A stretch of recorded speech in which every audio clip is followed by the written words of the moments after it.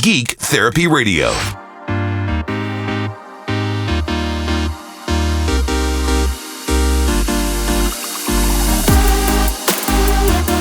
Welcome to Geek Therapy Radio. I'm your mental curator, Johnny Hemberger. Quick reminder for those of you who are just listening to the broadcast right now. I don't know where I'm catching you in life. Maybe you're driving. Maybe you're listening to your radio out in your garage. Maybe you're in your man cave. Wherever I'm catching you right now, this is a good reminder that there's so much more to Geek Therapy Radio. I release podcasts steadily throughout the week. At one point, I was up to 5 podcasts per week. Now I'm slowly ramping back up to that goal, but I release at least 2 or 3 podcasts per week. So you can find the Geek Therapy Radio podcast in your favorite podcast player. Of course, we here prefer the free iHeartRadio app, or you can just type in www.geektherapyradio.com and find out about the YouTube channel, how to hook up with me on social media. Really, it's just type in Geek Therapy Radio across any social media platform: Twitter, Instagram, Facebook, YouTube, all that good stuff. So it is so much more than just this radio show. Okay, house cleaning out of the way. And I try to get the house cleaning out of the way a little bit more promptly in the radio broadcast because I've got 39 minutes of content. That's all I can do here on the radio. This week, Sony officially unveiled I almost called it the PlayStation 3. Good Lord, what year is it? The PlayStation 5. Sony has officially unveiled the PlayStation 5, and it's been getting mixed the appearances as far as the appearance of the console goes. Remember, for those of you keeping track of the PlayStation 5 over the past year or so, as various artists' renders and concepts came out of, what they thought the PlayStation 5 was going to look like, including that flying V, that big V for 5 console, radical looking thing. Well, the PlayStation 5 has been unveiled, and it's hard. I can't describe it on the radio. I'm not going to describe it on the radio. I will, of course, make it the podcast thumbnail for all to see and include links in the podcast description. I'm not so polarized by it, I don't think. I don't hate it. I think it actually looks pretty neat. Now, for a little background into my taste, I mean, on the one hand, I own a DeLorean, which is kind of extreme looking. With the doors open, looks like an X-Wing fighter, kind of checks off 2 boxes. Hey, Back to the Future, and it kind of looks like a Star Wars X-Wing fighter a little bit. Kind of, sort of, kind of. Either way, it's geeky, and the DeLorean is a polarizing look. But as far as my home console devices, so as far as my computer, the computer that I just built or just updated, I am more a fan of hardware that doesn't stand out. When I put a game console or a computer in my room, I don't want the attention to be drawn to my computer. Let's just stick with the computer for this instance, just to kind of paint the picture of where I come from as far as the aesthetics that I prefer kind of point of view. The computer I built, there's kind of a funny saying that when you build your first PC, it has all the RGB, all the red, green, and blue lighting and neon lights and LEDs all over the place, and it's bright and flashy, and you have a glass side panel so you can see inside the computer. And it's just, it looks like Las Vegas is sitting next to your desk or on your desk. It's very flashy, very showy. That's your first computer. And then your second computer, a lot of us kind of hate the LEDs and RGB by that point, once you kind of grow up and mature a little bit. Not to say that I have anything against RGB or LED. I'm looking at a freaking Corsair keyboard right now that's glowing at me like the rainbow in Wizard of Oz. It's crazy right now. Frankly, that's just because I've been too lazy to deactivate the rainbow scheme. But I can do that. So anyways, overall, I prefer just my hardware to blend in. So my second PC, the PC that I have right now, it's not technically my second, it's probably my 30th PC that I've ever built. Anyways, it's just a black monolith case. There are no LEDs. Matter of fact, when I build a PC and I'm hooking up all the I/O, the front I/O pins, and for the drive LEDs and for the status LEDs and for the power LEDs, I don't hook up even the power LED. I don't hook up the hard drive LED. I don't hook up the power LED. I don't like any lights to be on my computer. I don't want to be distracted by it. I just want it to exist and do its job and keep all my components cool. For those of you who aren't caught up, right now I'm rocking. I finally upgraded from my 4790K that I got in 2015. I'm rocking an AMD. Finally went Team Red. A 3900X 12-core 24-thread processor. Still have my GTX 980 graphics card. So I have a reasonably powerful computer in here. I mean, that might be an understatement depending on who you ask. But you have no idea what kind of power's under the hood. It's just a big, huge, black rectangle that doesn't stand out and is ultra silent. I optimize it to be completely silent. It's a Corsair Carbide 330R case with built-in soundproofing, which means that it's so quiet in here that if I'm quiet enough, which I don't want to be, you could probably hear my cat Jack licking and sucking on himself. Freaking disgusting. I am recording at home right now. Anyways, the PlayStation 5 looks. So I told you that I like my big powerful PC to be just to blend in. But the PlayStation 5 looks, well, I wouldn't prefer it to be as drastic as it is. I understand why it's drastic, and it still isn't polarizing to me. I think overall it looks kind of neat. I think it looks like something kind of out of Star Wars. But I understand and sympathize with the manufacturers, especially in such a competitive space as console manufacturer, to make their consoles stand out. Xbox, Microsoft kind of went with a monolith design, and then PlayStation, I think, was waiting for Xbox to show its hands, Microsoft to show its hands. It says, all right, we're going to stand out quite a bit more. You want matte black? Nope. We are making this white and blue and black and flashy. It's going to stand out. You're going to know it's a PlayStation 5 on your TV console.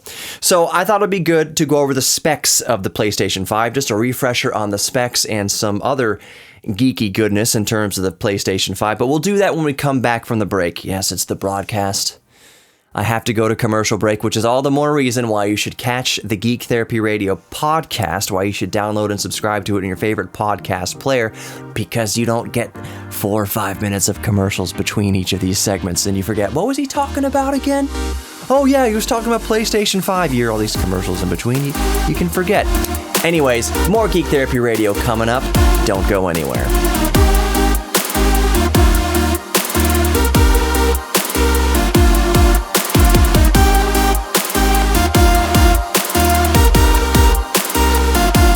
Welcome back to Geek Therapy Radio. If you're just tuning in, I'm your mental curator, Johnny Hemberger, and I am overjoyed to have you listening to Geek Therapy Radio, where we celebrate the geek inside all of us. Because remember, we are all geeks about something, whether it's astronomy, astrophotography, robotics, muscle cars, actual muscles, building real muscles, audio. I mentioned in a podcast recently that I would go over I would dedicate some podcasts to audio engineering, and not just in the way of like, oh, let me tell you what's going on in a recording studio, or get really nitty gritty with compression ratios and multi-band compression and parametric EQs and everything. But I would give some tips and advice to help anybody with their audio game. So maybe you're on a Zoom call or a Skype call, or you record a podcast yourself, or you have a YouTube channel. I was going to go over some of that nitty-gritty stuff to help you with your audio game. That's in this world where we share so much audio with each other. It's kind of critical at this point, or you can stand out from the crowd if you know what you're doing with audio. And it doesn't mean that you have to go to audio engineering school or get a degree in sound design or anything like that, but just some basic knowledge and tips to get you on your way. I will do that coming up here shortly. In the future, I might talk about my audio setup a little bit for tonight, what I'm using to record tonight as I'm recording, because I'm recording at home, and I know some of you might be interested in the signal chain. There are those among you who would be interested in that. But right now, The meat and potatoes of this broadcast and podcast, if you're listening to the podcast version of it, is the PlayStation 5. And I mentioned in the first segment, well, we just got out of the first segment, that I would go over the specs. So what I'm going to do here is go over the specs of the PlayStation 5 again, and then I'm going to go back and compare it to the specs of the PlayStation 4. Now, you can compare it to the specs of the Xbox Series X, but I think a more appropriate in this case, since we're concentrating on the PlayStation 5, more appropriate in this case and more telling of a tale would be to compare it against the specs of the PlayStation 4. But first, as I mentioned, we're going to go over the specs of the PlayStation 5. I will remind you right now, we still don't have a price point on the PlayStation 5. There is so much speculation as to what the PlayStation 5 is going to cost. I think it's going to be between $450, $500. Sony has said that it costs them, I believe it's around $450 or so, $440, whatever it is. That's their cost to build the freaking thing. So if they offer it for $450, if they offer it for $400, they're operating at a loss. They're going to hope to make their gains with software sales and other avenues of profit. If they want to make any sort of thin margin on the console sale itself, it's probably going to be around $500. That would be my bet. There's also the digital version of the PlayStation 5, which doesn't have the Blu-ray optical drive, which is all just download only. Version coming out, which we speculate would be probably at least $50 cheaper than the main PlayStation 5, the full version of the PlayStation 5. But regardless, the actual hardware specs, the horsepower is going to be the same no matter which console you get, either the digital version or the one that has the actual optical drive in it. So let's go over the PlayStation 5 specs right now, and then we will compare it in a moment to the PlayStation 4. CPU in the PlayStation 5 is an 8-core Zen 2 at 3.5 gigahertz, and of course that's going to be a variable frequency, boosts and base clock, but it's going to be 3.5 gigahertz, and then fluctuate from there. GPU, 10.28 teraflops, it's 36 compute units at 2.23 gigahertz, again, a variable fluctuating frequency. One more time on the GPU, 10.28 teraflops, 36 CUs or compute units at 2.23 gigahertz. The GPU architecture is a custom RDNA 2. The memory interface is 16 gigabytes of GDDR6, and the bus width is 256-bit. The memory bandwidth is 448 gigabytes per second. Internal storage is a custom 825 gigabyte solid-state drive that is NVMe, by the way, and by all accounts, it is just blistering fast. That's going to make all the difference in the world. I'm, of course, the CPU horsepower and GPU horsepower, but accessing that memory, accessing that storage is going to revolutionize console gaming.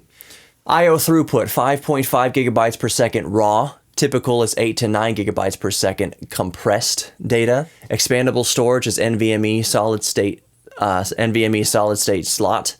External storage, did I say external or expandable? Expandable storage, just to clarify, NVMe solid state slot. External storage is a USB hard disk drive support, so you're going to be able to hook up a solid state drive, at least a SATA drive, effectively, I guess, through the USB port or ports on the PlayStation 5 if you want to expand storage that way. The optical drive is a 4K Ultra HD Blu-ray drive. And I will apologize right now if I flubbed any technical terms there. I try not to, but when you're recording a show and things are happening fast, I apologize, and I'm sure you guys will correct me. I kind of count on you to correct me if I misspeak and don't catch it. All right, so I said we were going to compare the PlayStation 5 specs to the PlayStation 4 specs, and we'll do that now. The CPU in the PlayStation 5 is that 8-core Zen 2 at 3.5 gigahertz. The PlayStation 4 is also 8 cores Jaguar at 1.6 gigahertz. The GPU in the PlayStation 5 was 10.28 teraflops, 36 compute units at 2.23 gigahertz, variable frequency. The GPU in the PlayStation 4 is 1.84 teraflops, 18 compute units at 800 megahertz. So did you catch that? That is the first multi-fold generational just expansion, improvement, performance increase just with the GPU right there. So again, I'll say PlayStation 5, 10.28 teraflops versus PlayStation 4's 1.84. That's almost, well, it's not quite 10 times the teraflops. It's 8 or 9 times the teraflops. It's many, many fold more teraflops than the outgoing PlayStation 4. Twice as many compute units, 36 compute units on the PlayStation 5 versus 18 compute units on the PlayStation 4. And what is this memory? What is the speed, the GPU speed clock speed work out to? On the PlayStation 4, it's 800 megahertz, which is kind of crazy when you think about it. PlayStation 4 is 800 megahertz versus PlayStation 5's GPU is clocked at 2.23 gigahertz. I'm kind of at a loss for words. That is such a massive, massive jump in GPU horsepower. That is absolutely insane. The GPU architecture, PlayStation 5, like we mentioned, custom RDNA 2, and PlayStation 4 was custom GCN. The memory interface for PlayStation 5 is that 16 gigabytes of GDDR6 at 256 bits. PlayStation 4 was 8 gigabytes of GDDR5 at 56 bits. Now, 8 gigabytes, let's say you're on a gaming PC. 8 gigabytes will more or less get you by nowadays, even with a gaming PC. It's nothing really to sneeze at. Rounding things out here is memory bandwidth on the PlayStation 5, 448 gigabytes per second versus PlayStation 4's 176 gigabytes per second. Internal storage, PlayStation 5 was at 825 gigabyte custom NVMe SSD. PlayStation 4 was a 500 gigabyte hard drive. I/O throughput, this is a massive one. PlayStation 5 is 5.5 gigabytes per second raw, 8 to 9 gigabytes per second compressed. On the PlayStation 4, it was 500 to 100 megabytes of throughput. Megabytes. Expandable storage, it's NVMe expandable storage on PlayStation 5. On PlayStation 4, of course, it was the external or a replaceable internal hard drive. A lot of people upgraded that to a solid state drive to improve load times a little bit on the PlayStation 4. External storage was the USB hard disk drive support. Exact same thing on PlayStation 4. It was USB hard disk support. So PlayStation 5 and PlayStation 4 are the same USB hard disk support. Optical drive, PlayStation 5 was the 4K Ultra HD Blu-ray drive.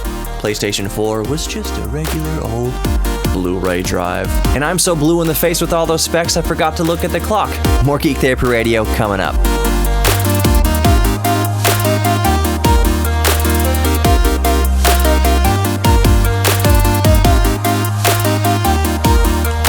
One of the joys of recording at your home studio, home man cave, is that you can hear your cat using the litter box in the very next room. I am looking at it. That is a significant surprise that Jack has just left for me. Jack, I don't want it. Take it back. Return it. Return to sender. Oh my gosh. Welcome to Geek Therapy Radio. Welcome back to Geek Therapy Radio. I'm your mental curator, Johnny Hamburger. That scratching you may or may not hear in the other room is Jack taking a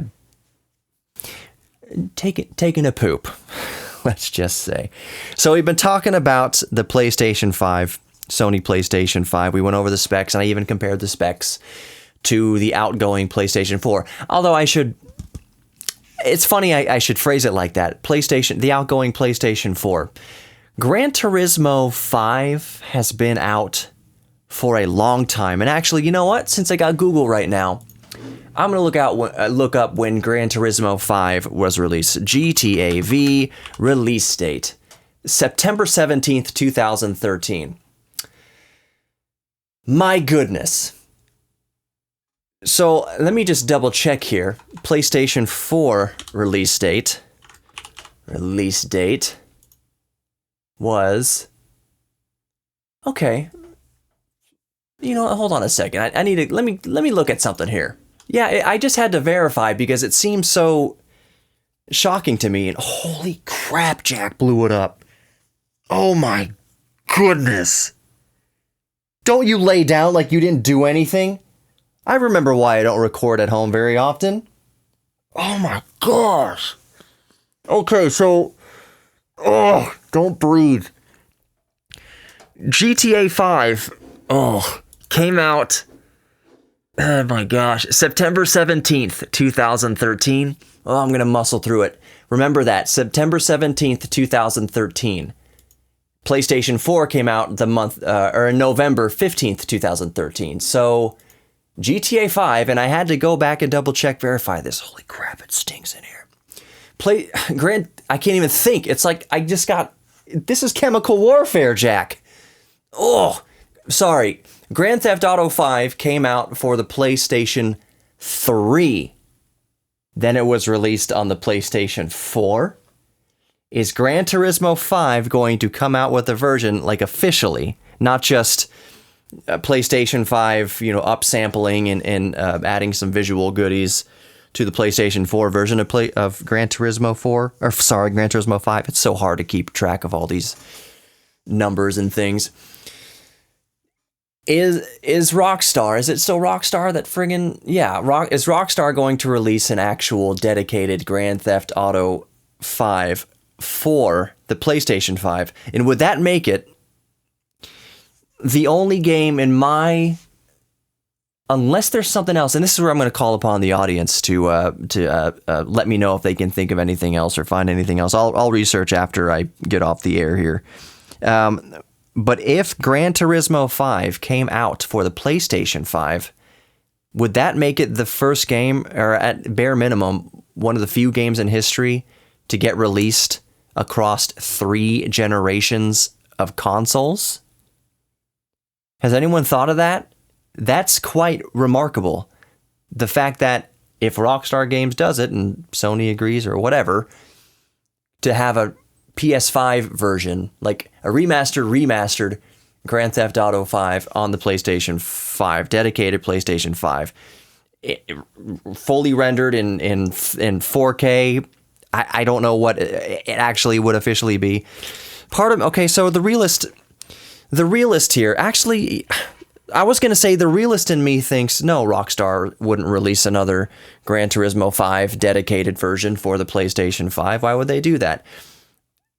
But the more I think about it, and it only took an instant, why wouldn't Rockstar want to do that? If they can squeeze another round of $60 or $40, whatever they're going to release it at, if they can sell the game again, because there are people out there who bought the PlayStation 3 version, and there are people out there who bought the PlayStation 4 enhanced version, and there are people out there, and Rockstar knows there's people out there, and Sony knows there's people out there who would absolutely buy Grand Theft Auto 5 dedicated PlayStation 5 disc. There are absolutely people out there who would do that. As I'm thinking about it, and I don't want to get too far off the cuff about multi-generational, multi-console game releases, we mentioned that Sony hasn't released a price yet for the PlayStation 5. It goes without saying that we are likely, I'm not getting political here, but the state of the world, we're likely going into one of the worst recessions that we have faced in decades, global recessions that we faced in decades. I'm not painting a doom and gloom picture here, but I would think that there's one reason why Sony is not releasing official prices for the PlayStation 5 yet, is that everyone's still kind of waiting it out. You don't want to price it too high. It's already a given that most likely, if we are headed into a recession, spending $450, $500, dare I even risk saying $600 for a PlayStation 5, buying a new game console isn't going to be a priority on a lot of people's lists when you're out of work and you're going through a recession. It's going to be hard to justify splurging that much money, $1,000 thereabouts, for a new video game console. So I bring it back to GTA 5. if we are headed into a recession, would Rockstar do that right out of the gate, knowing that possibly it might not get the amount of sales that it would if the times were better, let's just say, if people had more expendable income. So if Rockstar has any, here's what I'm saying, right? Here's my guess. If Rockstar has any plans to release GTA 5 on a dedicated disc for the PlayStation 5, I don't think they're going to do it right out of the gate. I think a lot of companies right now are playing the waiting game and trying to save as much, not money necessarily, but make the wisest business moves they possibly can, wisest financial moves they possibly can right now until things kind of settle. Usually it takes several years to get out of a recession, 5, 6, 7 years, a decade to get out of a recession. So that's not to say that there's not going to be any games released to the PlayStation 5. No, that's not what I'm saying at all. These companies still need to remain viable and still need to release products, but the pricing is going to be interesting and the release dates of things are going to be interesting as these companies kind of bide their time and wait for the right time to do these things, the most profitable times to do these things. So it's going to be interesting going forward. It's going to be very interesting. The next thing we're waiting for is the price. What's Sony going to do to the price? We are in this, as of recording right now, we are in summer, well, June. What is June? When does summer start officially? We're in the hot part of 2020, and the holiday shopping season is just right around the corner. Again, it's going to be a very timid, recession-y, COVID-19-y type of shopping season, but Microsoft and Sony have to release their prices soon in concrete because people need to either save up to buy these consoles for Christmas or for the holiday season, for Hanukkah, for whatever you do or don't celebrate. Festivus for the rest of us. Even if you're buying a PlayStation 5 for Festivus, you need to know how much it's going to cost sooner or later so you can plan accordingly. We're in very interesting times. The thing I was going to mention on the way out here, I can't think about multi-generational console-released games. Is GTA 5 going to be released across PlayStation 3, 4, and 5, dedicated disc 3, 4, and 5? I'm thinking back, and I can't think of any specific examples, other than I do remember...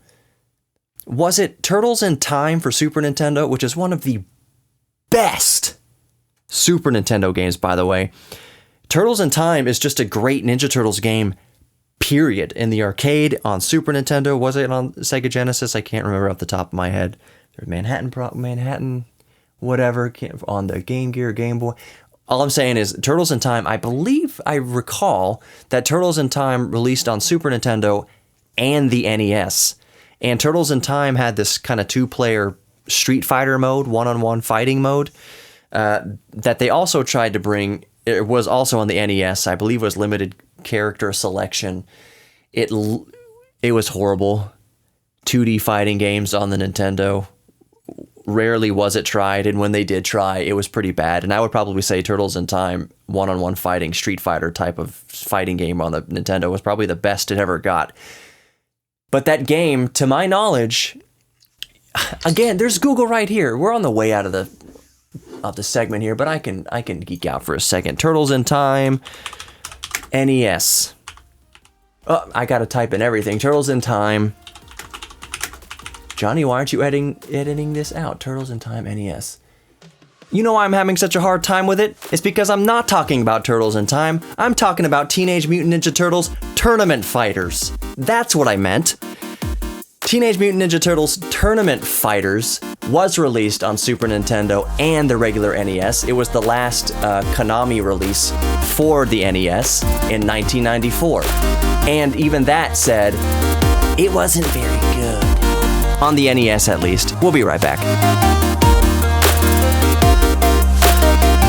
Welcome back to Geek Therapy Radio. I'm your mental curator, Johnny Hamburger. Remember, you can grab the Geek Therapy Radio podcast. If you missed any of this episode, the podcast is always available in your favorite podcast player. Of course, we prefer the iHeartRadio app. It's free. Or you can also go to www.geektherapyradio.com and connect with me through there, or to send me a direct email, geektherapy@iheartmedia.com, geektherapy@iheartmedia.com. But again, my website, geektherapyradio.com, there's a way to contact me easy through there as well. Okay, so we've been talking about the PlayStation 5 this episode, and it's kind of funny to me at least. I was thinking, how am I going to do an entire show this week about the PlayStation 5? In my mind, I was visioning, okay, I can talk for the first segment, I will go over the specs and say that we don't know the price yet. Turns out, there's way more meat on these bones regarding the PlayStation 5. So I think the last question I want to ask, kind of rhetorical to you, the audience, and again, if you want to actually answer the question, email me, geektherapy@iheartmedia.com, or any of my social media. Twitter. I hate Twitter. I wouldn't have Twitter unless I didn't have a radio show, but it's a good way to stay in communication with my fans. I don't follow Donald Trump, and I'm not saying it, I'm not trying to be political here, but I don't follow Donald Trump on Twitter. So why is my Twitter always blowing up with Donald Trump stuff? I don't follow this person. Why do I have to see everything going on with Donald Trump? I don't follow him. Anyways, if you want to reach out to me with this rhetorical question I'm about to ask you, it's just Geek Therapy Radio on Twitter. I think technically it's at Geek Therapy KPRC. But if you just search Geek Therapy Radio on Twitter, you'll find me. The question is, are you going to buy a PlayStation 5? Are you excited to buy a PlayStation 5? I will answer the question first for me personally. I would say that for me personally, given the incredible jump in power from the PlayStation 4 to the PlayStation 5 and Xbox Series X for that matter, from the Xbox One S, I am excited, I think, a little bit. And as much as I can be, knowing me, I do think I would like a PlayStation 5. Because of how great it looks on paper, in the power and the specs, I am a little bit excited. And I should put this into kind of terms here. I don't have a PlayStation 4. I've never been interested to go out and spend my own money on a PlayStation 4. I'm tapping my PlayStation 3 right here. There's still plenty of great, obviously they don't make games for PlayStation 3 anymore, but I still have a whole binder full of PlayStation 3 games. I love the PlayStation 3. I still watch Netflix on the PlayStation 3. I still use it. It's hooked up to my TV right now that my computer's hooked up into, this big 70-inch or whatever screen that I'm looking at here. Yes, I'm using a computer screen as a computer monitor, and my neck a little bit sometimes. I have it overclocked to 110 native frames per second, 110 hertz. Anyways, so I'm still using my PS3, but I was never excited for any console after the PlayStation 3, and PlayStation 3, and let's keep it specific to Sony here. Never cared about the PlayStation 4. If I had a little VU meter, a little audio meter of my excitement level for the PlayStation 4, it never ticked off the bottom. Its resting point. It never moved. That needle never moved. But for the PlayStation 5, that needle has ticked up to negative 20 decibels. Just the first little mark that indicates movement of the needle. And I'm looking at the needle right now on my Universal Audio Mic Pre. I think I will go over my gear, my signal chain here in a moment. But so anyways, my excitement, and that's just my nerd geek mind, I'm associating it with a VU meter. My excitement for the PlayStation 5 and getting the PlayStation 5 isn't pegging it into the red. It's just at the first little inkling of movement of the needle. I am ever so slightly intrigued and interested in getting a PlayStation 5. That said, the huge barrier is that I still don't think I can swallow $450, $500. It might be one of those things that I put on there's a good way to put it. I'll put it on my Christmas list. I wasn't excited about the PlayStation 4 enough to even put it on my Christmas list or a birthday list. But I think I will put the PlayStation 5 on a birthday list, Christmas list. That is a big ticket item. I'm sorry. Maybe you're a baller and you make a ton of money, but $500 for a gift is exorbitant and extravagant in my world, at least. So I will ask. The last console that I asked for Christmas was the Nintendo Switch.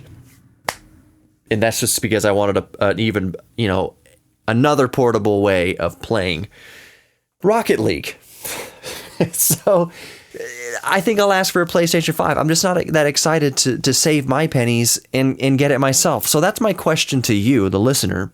And I know a lot of you probably are interested in getting the PlayStation 5. You probably already have money set aside. You're already ready to go. You got $450, $500. Some of you might not even care about the price. You're so interested in the PlayStation 5 and you're so jonesing for the PlayStation 5, you're going to spend any price on it. I do realize that there are those of you out there.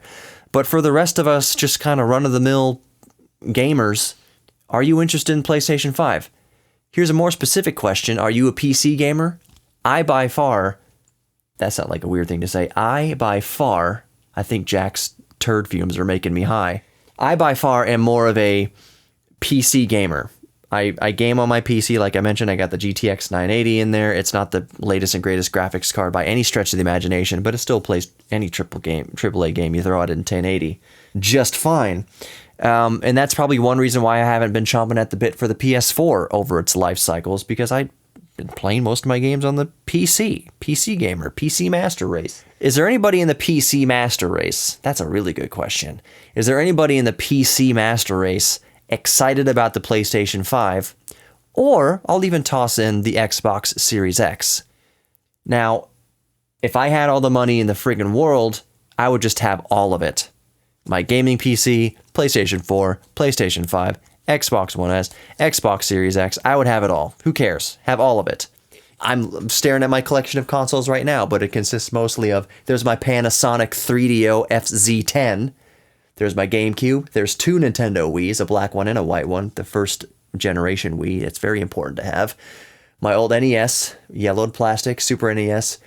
More Game Boys than I can count, with all the NES cartridges behind it. Sega Game Gear back there. Two PSPs, all my PDAs, Palm Pilots and things, Commodore 64, Atari 520 ST. I'm good as far as tinkering with pixels is concerned. So are you a PC master race? Are you a PC gamer who is excited about buying the PlayStation 5? And just let me know. geektherapy@iheartmedia.com. That's the email, geektherapy@iheartmedia.com. Or just contact me through my webpage, geektherapyradio.com, or on Twitter, Instagram, Facebook, Geek Therapy Radio, across all of those platforms. Just look for the red, black, and white color scheme, and that's me. So quickly on the way out, my signal chain. Right now, I am talking into the first microphone that I ever bought with my own money back in 2003, fresh out of high school while I was in recording engineering school in North Hollywood, California.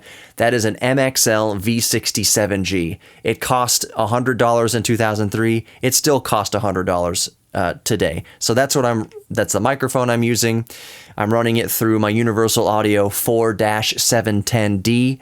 It is a tube preamp with all sorts of I/O and word clock, and you can dial in solid state or 100% tube. I friggin' love it. It has built-in 1176 type compression. All of that is running through a Tascam US 20x20. And that's really it. I mean, I'm running the word clock into there. It's handling all my audio processing, basically, in and out. My speakers, Mackie HR824, industry standard. And that's going to do it for Geek Therapy Radio this week. Remember that we are all geeks about something, so embrace your inner geek. You are worthy of love and your own self-confidence. Visit my friends at Best Automotive in Kingwood. And if you like Geek Therapy Radio, share the podcast with your friends. But above all else, be safe, my geeks.